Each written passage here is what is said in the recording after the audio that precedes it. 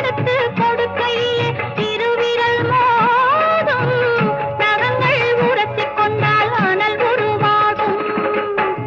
உள்ளங்கை சூடுபட்டு மலர் கொஞ்சம் வாடும், உள்ளங்கை சூடுபட்டு மலர் கொஞ்சம் வாடும், மங்கை நீ சூடிக்கொண்டால் அது கொஞ்சம் ஆறும். ரெண்டு கண்ணும் சந்தன கிண்ணம் தொட்டுக்கொள்ள ஆசைகள் துள்ளும். பூவை கையில் பூவை அள்ளி கொடுத்த பின்னும் தொட்டு தந்த கையில் மனம் வீசுது இன்னும்.